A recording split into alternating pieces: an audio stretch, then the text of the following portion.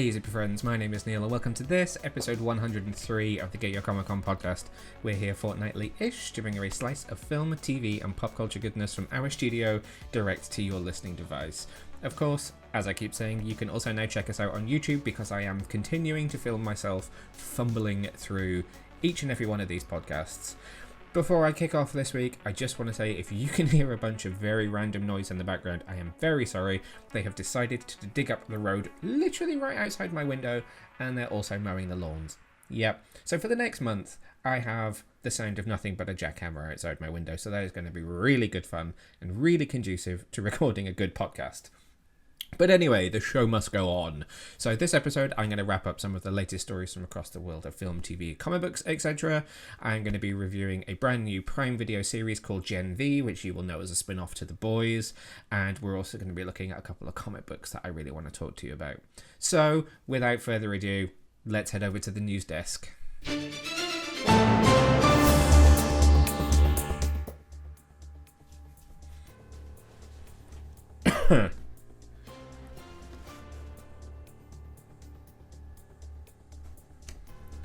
First up this week, The Flash literally just came home in the UK on DVD, Blu-ray and 4K last week, but from this week, as I am recording this, you can now pick up your copy of Blue Beetle on digital platforms across the UK.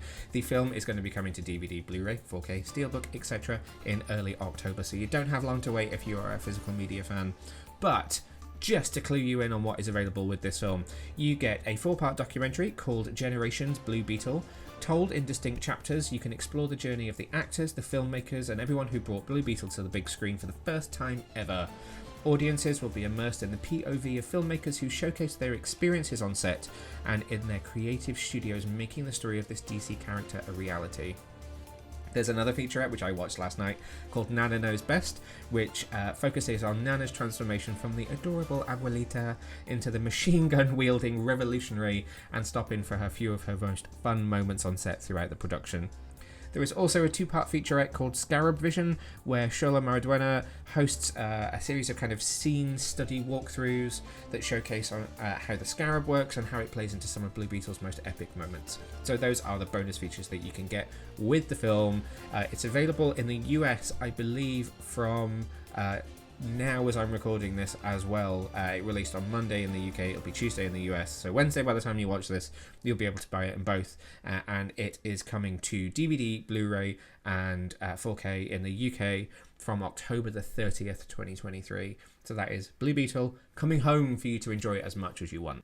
We also have huge reason to celebrate this week because the Writers Guild of America and the AMPTP have finally come to a tentative deal that could see the end of the writers' strikes, which have been running for almost 150 days at this point.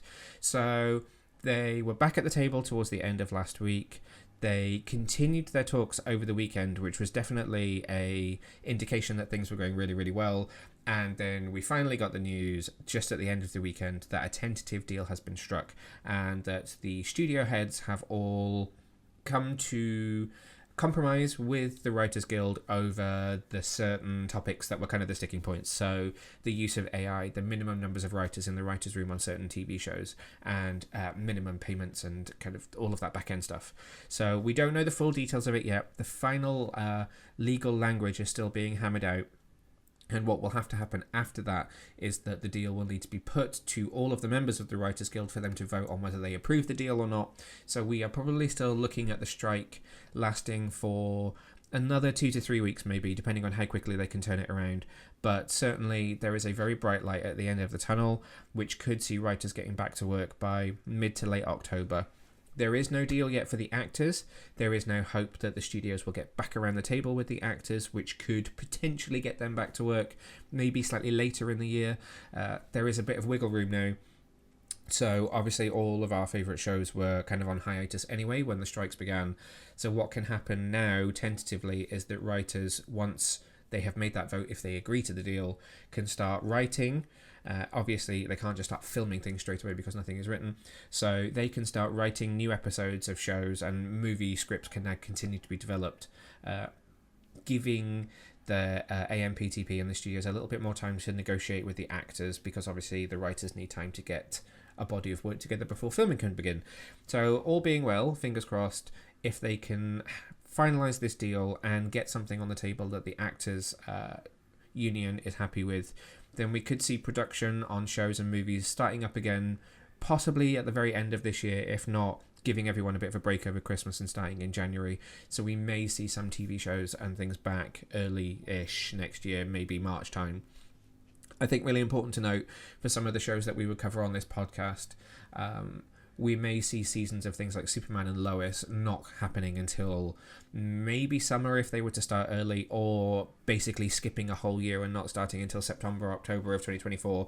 And the reason that I say that is because there are certain types of shows that are going to be easier to get back into production and get ready to air than others. So if you were to look at a late night talk show, they can start almost immediately as a writer can start writing. If you look at a crime procedural drama, they need to have scripts fully written before they can start shooting, which may give them, a few extra weeks production before they get to air. If we were looking at a show like Superman and Lois or Stranger Things or something which is very, very effects heavy, then they're going to take even longer to be prepared before they can go to air. So I think what we're likely to see is once a deal has been ratified by the writers, the talk shows will all start pretty quickly, although they will struggle to find guests, but they will be back up and running. And then as the actor strike comes to an end, wherever that might be, the things that will come back first are the kind of the and he said low production, that's not the right wording. The kind of the simpler productions will start first, and then slowly over time we'll see more complex things coming back to the screen, given more time to give themselves the right kind of product. So that is a very positive step. We'll keep you posted on what happens next. Fingers crossed, as I say, the writers will agree to the deal, the actors will get back around the table, and we should hopefully see things kind of coming back to normal in early 2024. But that is very positive news, and also great to hear that they've been able to get some compromise on what is kind of sweeping generalization has been said on us all points that they were looking to negotiate on. So hopefully a good deal for everyone all round there. And then lastly in the news, I wanted to just cover off a brand new trailer which dropped over the weekend for the upcoming latest season of Doctor Who. Now, wow, unexpected. So we all knew that David Tennant was returning, Catherine Tate was returning, and Russell T Davies, who brought the show back nearly 20 years ago, is it now, was also returning for this. So there was expectations.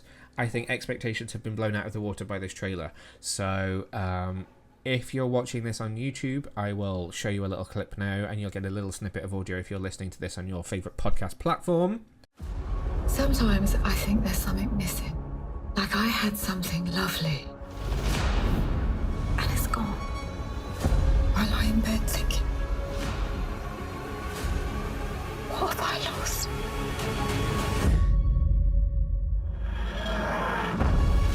I've got this friend called Donna Noble. I had to wipe her memory to save her life. No! If she remembers me, she will die. So what happens next? The spaceship crashes right in front of her. It's like she's drawing us in.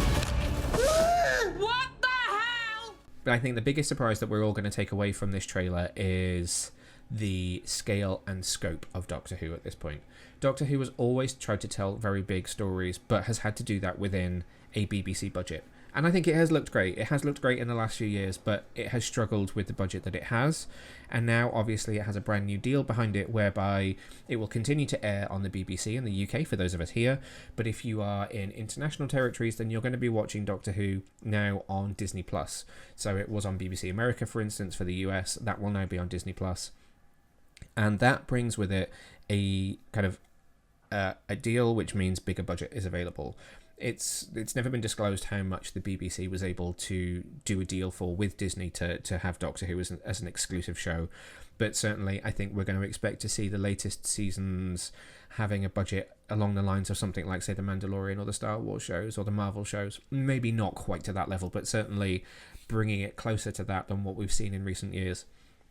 And so this trailer looks huge. We now know that Neil Patrick Harris is playing the Toymaker, which has long been rumoured. We don't see any of Jinx Monsoon, which I've just realised, actually. But there is plenty of Catherine Tate, plenty of David Tennant, and it's it looks like this is going to be a really exciting set of specials. So this is 3 special episodes which are celebrating the 60th anniversary of Doctor Who, and they will all be airing in November. We don't know exactly when in November. There's no exact date yet, but they will be airing in November 2023. So we do not have long to wait. It's a matter of weeks until it returns. And this looks like some of the most theatrical work that Russell T Davies has ever done with Doctor Who. It looks huge. The special effects do look great. You can see that new budget has been put to really, really good use, and there is some huge stuff going on. I'm interested to see that UNIT now has a Avengers-style tower in the middle of London. So there's clearly a building out of the world of Doctor Who again, which we saw with Russell T Davies the first time round with the invention of things like Torchwood and the Sarah Jane Adventures, but under kind of subsequent showrunners had kind of brought things back in a bit. So as Torchwood came to an end, it's not a name that's ever really been mentioned all that much other than the odd Easter egg ever again, and obviously Jack did make a couple of very brief appearances, but the world of Doctor Who under Russell T Davies the first time around felt very big and very rich, and it became very much refocused on just the Doctor. And now I think we're going to see that open up again, with especially rumours that there might be more spin-offs coming with this whole Disney Plus deal. So there's plenty to see and get out of this, but it's going to be very interesting to see where it goes when it returns. Again, this trailer has just one shot of Ncuti Gatwa, who is taking over as the 15th Doctor. So David Tennant, remember, is back for only these 3 specials, and then it passes over to Ncuti. So we've got a lot. We need to understand why the Doctor generated into a new persona, but the new persona is their old persona, but not a degeneration. And then we need to understand what, again, is going to happen to David Tennant to then turn into Ncuti Gatwa's version of the Doctor. So there's a lot of ground to cover in 3 specials, but it looks huge, and if talk on the internet is to be believed, this is the most excited that fans have been for Doctor Who in a very long time, which is wonderful to see, because it's a show that deserves that longevity, and it deserves the best budget, the best casting, the best writers that British sci-fi has to throw at. So I'm excited. Again, we don't know when it's going to return. We just know that all 3 specials will air in November 2023. So please do keep your eyes peeled to our website, www.getyourcomiccon.co.uk, for all of the latest news on Doctor Who, Blue Beetle, the strikes, and everything else that is breaking in the world of film, TV, and pop culture. And also, if you want to stay up to date with the latest breaking stories, then do follow us on social media as well. You can find us on all major platforms at Get Your Comic Con, or you can find me personally at Neil Vag. And that is all from the news desk today, so I am going to head over to let's go Comic Book Corner, shall we, and talk about a book which is releasing this week. First up in Comic Book Corner, I want to talk to you about this week's latest issue of Batman Beyond Neo Gothic. So this is a series which started just back around the time of San Diego Comic-Con, and is the second Batman Beyond series to be written by the team of Colin Kelly and Jackson Lansing. You should know those names if you've been listening to this podcast regularly, because I did sit down and chat with them about this book at San Diego, and you can check that out in a previous episode, or you can watch the interview over on our YouTube channel. They are working with artist Max Dunbar, colorist Sebastian Cheng, and letterist Hassan Otsame Elhao, and cover art on this issue is once again by Dunbar and Cheng. Let me give you the synopsis. So, in the darkness beyond, a looming threat waits. Behold the Court of Owls. But who do they seek and why? After escaping the wrath of Killer Croc, Batman comes face to beak with the most terrifying core ever to exist. But in order to get the answers he seeks, he must be willing to make the ultimate sacrifice. Can Batman act against his mission to protect? All this and the truth behind the magic is revealed. So I have talked a little bit about Batman Beyond on this podcast before. I think what Colin and Jackson did with the Neo Gotham storyline was really exciting, and what they are now doing with Neo Gothic is equally as exciting, if not more so. They have told a very interesting story with Terry that kind of starts off very much back in Neo Gotham and carries all the way through, where we're seeing him a little older, a little wiser, and now where we find him here in Neo Gothic is without Bruce Wayne, who has now, spoiler alert, died. And if you've read Neo Gotham, you understand all of this.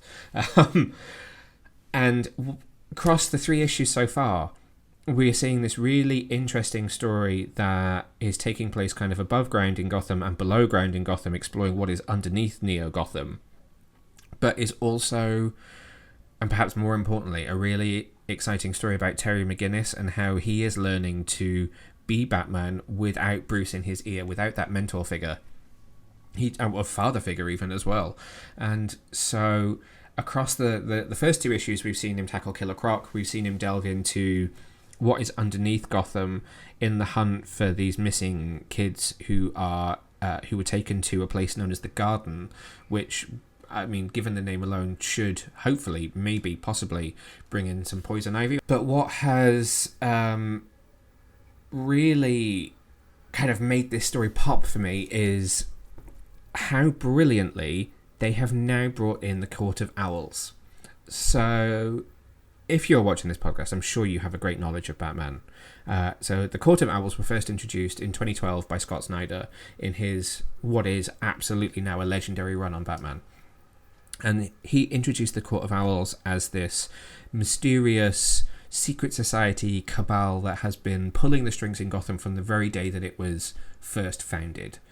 And so they became a really huge looming presence in DC Comics. And what Scott did with them was absolutely fantastic. They have been a presence ever since, in that decade that has lapsed, but we've also seen them be the main villain in video games like Gotham Knights, the main villain in TV series like Gotham Knights. And what I feel is that nobody has quite managed to find the right way to use them that really lives up to what Scott Snyder did, because he used them in a very specific way that challenged Bruce in a very specific way. And so the way that Colin and Jackson have used them in Batman Beyond Neo Gothic is really exciting, because it's come at the perfect time. I can imagine the two of them discussing whether or not it was the right time to use them and to have Terry interact with them for the first time.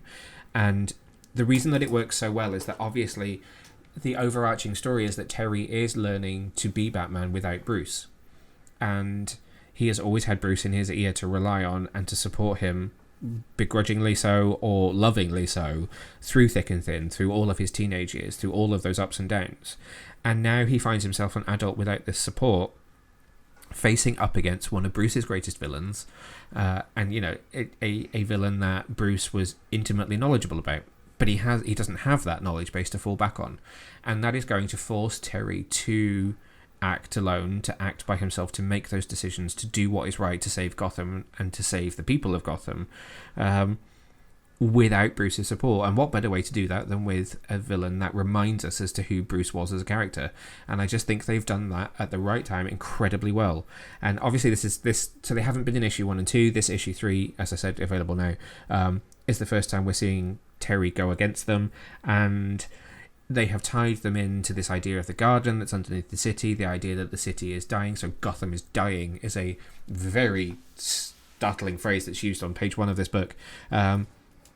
And so I just think this is the best use I've seen of the Court of Owls since they were originally created, which is very, very exciting, because they became a very, very hot commodity in DC, and as I was saying, have never quite landed the same way that Snyder used them. But I think there's potential here that this could live up to what Snyder first invented with them, which is very, very exciting.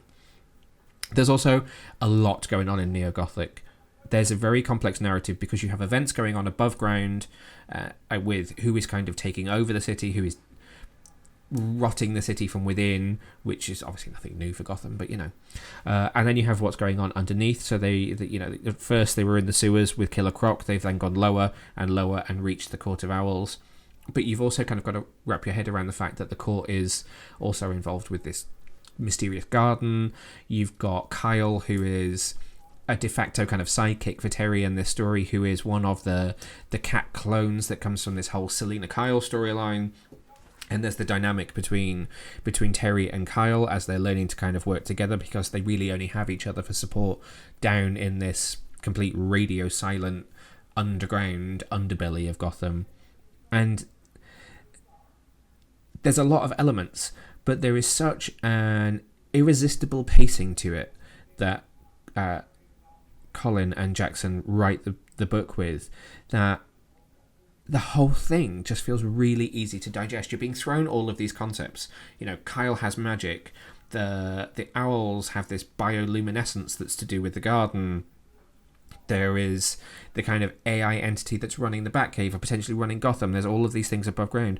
There are loads of elements, but you're given them in the right dose at the right time in the structure of the story, that it's just really easy to follow and really easy to keep up with, which is great for a book which could be conceived as so complex.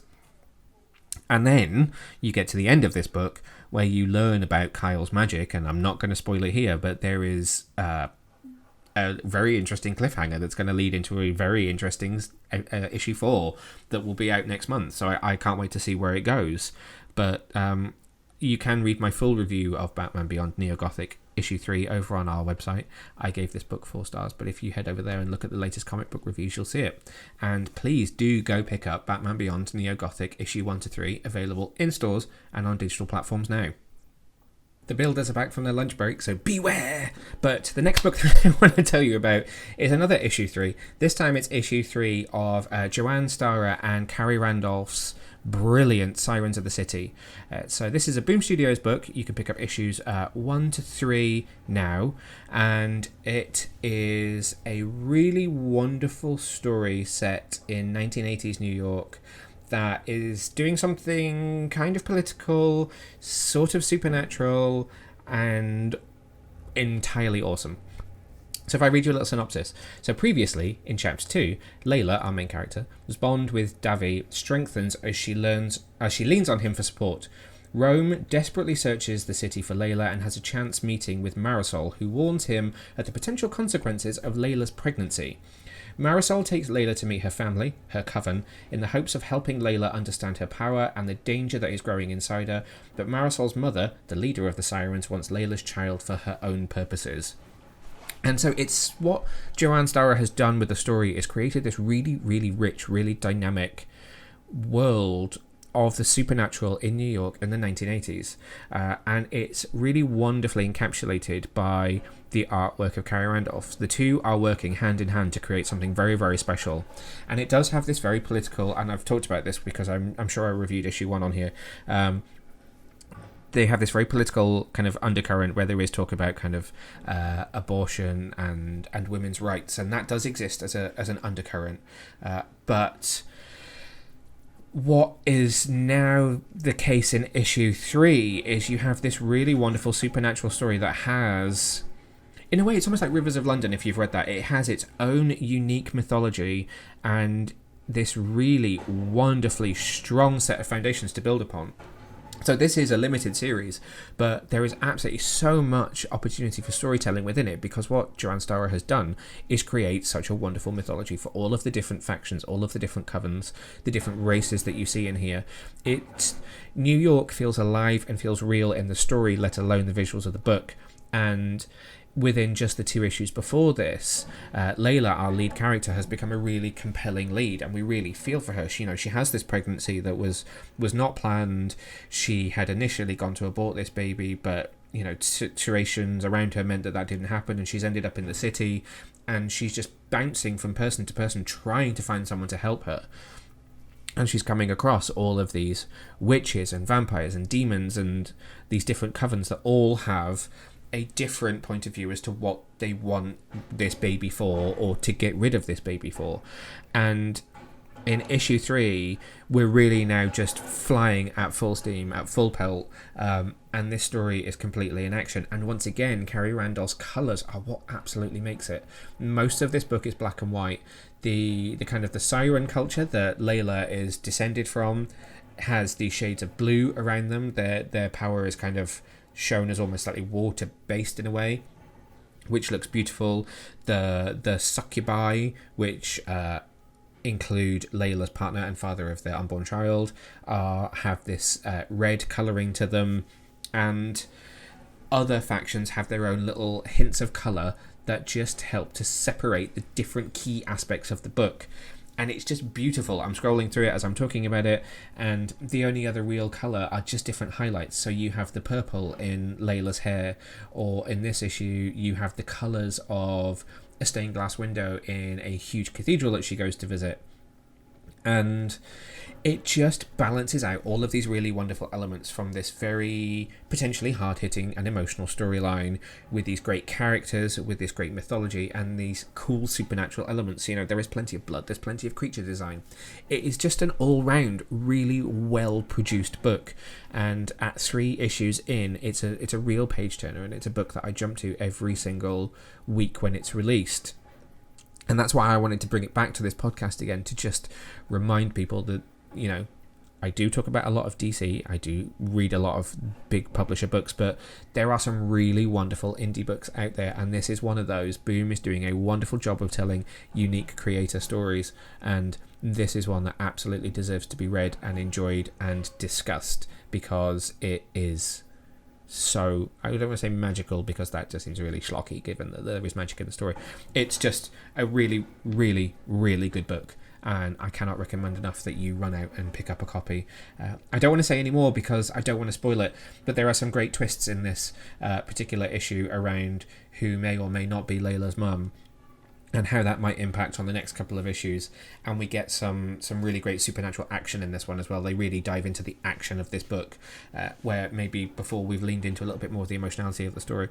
So that is all I'm going to say, other than Sirens of the City, issue 3, Boom Studios. Pick up all 3 issues now on digital or wherever you buy your comic books. And so the last thing that I want to talk to you about this week is a spoiler-free, I have to point out, very much spoiler-free review of the first few episodes of Prime Video's Gen V. This is the Boys spin-off. It's set in the diabolical world of the Boys. Gen V expands the universe to Godolkin University, the prestigious superhero-only college where students train to be the next generation of heroes, preferably with lucrative endorsements. You know what happens when soups go bad, but not all superheroes start out corrupt. Beyond the typical college chaos of finding oneself and partying, these kids are facing explosive situations, literally. As the students vie for popularity and good grades, it's clear that the stakes are much higher when superpowers are involved.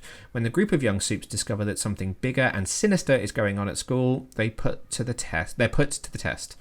Will they be the heroes or the villains of their stories? So, before I get into it and completely forget, the series will premiere with 3 episodes on Friday, September the 29th, so that's this week, followed by weekly episodes leading up to the epic season finale on Friday, the 3rd of November. The series stars Jazz Sinclair as Marie Moreau, Chance Perdomo as Andre Anderson. It also stars Lizzie Broadway, Maddie Phillips, London Thor, Derek Liu, Asa German, Shelley Conn, Clancy Brown, Patrick Schwarzenegger, Sean Patrick Thomas. Who else do I need to pick off this list while I'm trying to pick off the most important people? Maya J. Bastidas. I probably pronounced that wrong. Apologies. Yeah, that's the cast list on IMDb is, as always, not in a particular order, and I don't want to say anything that might spoil anyone who is in it. So I have seen episodes 1 to 6 of Gen V. There's only 2 episodes that I have not seen. Again, I reiterate, I'm keeping this spoiler-free. This series is definitely set in the diabolical world of the Boys. It took me a couple of episodes to get into it, if I'm completely honest. It felt, watching the first episode, like they were trying a little bit too hard to be edgy. Now, we all know how crass the Boys can be, or how it will push boundaries in terms of the things that they will show on screen. And the same can be said of this. But something about it in the first episode, I think there was just so many F-bombs, so much drug taking, so much partying, that it was like, wow, this is giving me like 2000s Skins party on acid dialed up to a 12 level. And it just felt a little bit too much. But quickly, within episodes kind of 2 and 3, it really settles into things. I think from the outset, the cast is absolutely amazing. So Jazz Sinclair and Chance Perdomo, both of whom come from Chilling Adventures of Sabrina on Netflix, are absolutely excellent in their roles. Jazz, in particular, has a really, really wonderful turn as Marie. So the series kicks off with Marie. Although it is an ensemble cast, Marie is kind of our way into this world. So we enter this world through her history, learning who she is, and following her as she goes to Godolkin University.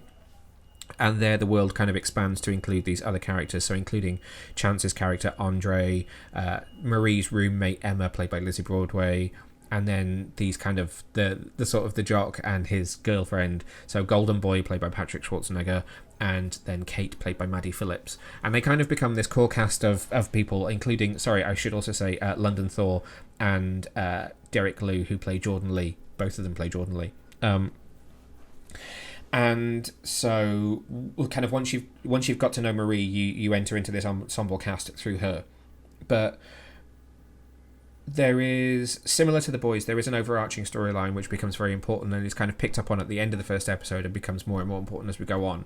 But in a slightly different approach to The Boys, there is that sort of university aspect of this, and that younger aspect and the finding yourself. So although we've seen characters like Starlight, I was going to call it Ultraviolet, characters like Starlight finding themselves and kind of finding their place within the Seven and learning about the corruption of Vought and all the things that we've seen happen in The Boys, this is different. There is more of an aspect of kind of the young people finding who they are, and the superpowers become a really wonderful analogy for that. So Jordan Lee's character, for instance, their superpower is that they can, well, one of their powers is that they can switch gender. So London Thor plays the female version of Jordan and Derek Liu plays the male version, and there is kind of a trans allegory there, but also just a general identity kind of allegory there, in that, you know, who is the prevailing personality, which one is the one that people might like more, which is the one that is more likely to have a partner, which is the one that is more successful. There are two kind of vying personalities and two different sides to Jordan that are really, really interesting to see how people will interact depending on which one they're confronted by. And so that is a really wonderful storyline. With Marie, there is this really complex and difficult family history that she needs to reconcile with, and she is very much somebody who comes into Godolkin University not knowing what to expect. There are all these things going on that really do pick up on plot lines from The Boys, so kind of the popularity of characters, the endorsements that they have, the followers that they have on social media. But how is that any different to what young people experience now anyway, with finding an audience online? So although it has this kind of hyper-realist way of The Boys telling stories, it still very, very much strikes to what is the real experience of young people today. There is a very complex relationship between Golden Boy, so again Patrick Schwarzenegger's character, Kate, his girlfriend, and Andre, who is his best friend. You know, there is a lot that happens between those characters. Emma, Lizzie Broadway does an amazing job of playing Emma. So Emma's power is that she can shrink down to become absolutely tiny, but what you learn very quickly is that the way that she does that is, again, a really, really tough, at some points to swallow, quite literally, kind of storyline about eating disorders and the difficulty that people have when they're being pressured to perform by family members or by kind of peers around them. And so I think in some cases, even more so than The Boys, this series does a really wonderful job of reflecting real life in the trials and tribulations of its characters. I think when you watch The Boys, the Seven are so hyper-realist that it's more of a let's just push the boundaries as much as is physically possible and just see what these characters, you know, how deplorable can Homelander be? So I think there's less of a kind of connection between the audience on an emotional level with those characters. It's more of a let's just watch this spectacle play out, whereas this feels a little bit more grounded and a little bit more real, which is, it's good at helping set the series apart from its mothership show. There are characters that float in between. I won't spoil any of those. And across the 6 episodes that I've seen, it really does pick up the pace very, very quickly. It does everything that The Boys does well, just as well. The production value is great. There are things that you will not expect to see that you will see. There are things that will turn your stomach. There are plenty of things that will make you laugh. There are plenty of moments that will really tug at the heartstrings as well, because, as it says in the kind of the synopsis of this show, they are learning who they are, and they're not necessarily as corrupt as heroes that are in the who have made it to Vought Tower and are in the Seven are.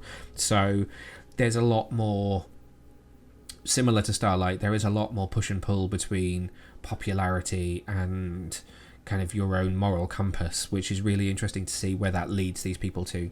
particularly when the dean of Godolkin University, Indira Shetty, so played by Shelley Conn, when she begins to get involved with the characters and you start to learn her involvement with Vought and other things that are going on, and Clancy Brown as Professor Rich Brinkerhoff has a very intimate kind of role in shaping characters who will go from Godolkin University into being a member of the Seven. And so they use the rich legacy of the boys and the boys' storytelling and the boys' characters to really beef up some of the personalities at Godolkin to make sure that they feel as real as our leads, as our ensemble. And so I just think from a storytelling perspective, it's a really well constructed show, and it has the same production values as the boys, so it all looks great from start to finish. I wonder whether in conversations that I've had with people about the boys, often people will either say to me they absolutely love it, or they can't make it through the first season because they just find it too crass. And because the Gen V is very much cut from the same cloth, I'm not sure that anybody who isn't already watching the boys will really be able to buy into this. It may grab a younger audience just because of its younger characters, but for those who I think have found some of what the boys has done to be a little bit too boundary pushing, they will find Gen V to be very, very similar. So it's going to be interesting to see how it lands with an audience once it premieres. But from what I have seen, this is a very, very exciting show, and I have enjoyed every single second of it that I've watched. So once my initial kind of fears were overcome, I think there is a lot to really enjoy from this, particularly from this wonderful cast. They really have cast the show incredibly well, and that's the most important thing, I think. I'm going to stop there because, again, I do not wish to veer into spoiler territory. But that is Gen V, which is available on Prime Video from Friday the 29th of September with the first 3 episodes, and then streaming new episodes weekly through November the 3rd, and I believe will lead into the 4th season of The Boys, which should hopefully come next year. So it's going to be interesting to see if any of these characters will then start to show up in The Boys, and whether that becomes a very kind of fluid movement between the two. Because it does, if you watch screens in the background and things like, if you pick up on small details that are going on around what is happening at Godolkin, then you can see that this is very much kind of happening concurrently to things that are happening in The Boys. And so it feels very, it's not in name only that this is a show in that world. They very much could fluidly run together and move in and out of each other, which is really, really great to see, actually. So please do watch it when it premieres this Friday. Let me know what you think of it. Find me on social media at Neil Vag and let me know what you thought of those first few episodes. And you can read my full review of it over on the website, which is, I don't need to tell you, but www.getyourcomiccon.co.uk. And that is it for this episode before the builders are properly back from their lunch break, because they worked for like 5 minutes and stopped. So I will be back in a couple of weeks with another brand new episode where I am going to be talking to you about the 4th season of Shudder's Creepshow, which is premiering on October the 13th. I have watched all episodes. It's like 6 episodes, 12 stories or something like that I've watched, and the embargo for that lifts on October the 6th, so you'll be able to read my review from then. But next episode I'll be talking about that.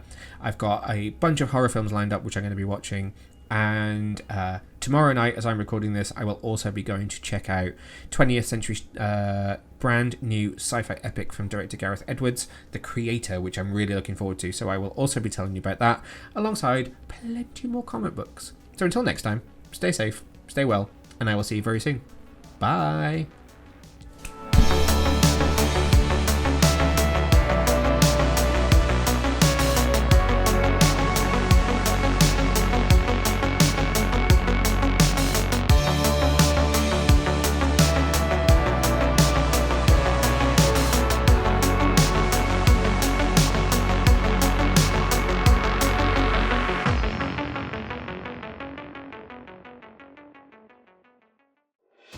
Thanks for watching, Super Friends. If you enjoyed this video, then make sure to hit the subscribe button just down below and hit the bell so that you can get notified whenever we release brand new videos. In fact, there's 2 more waiting for you to watch right here below. So what are you waiting for?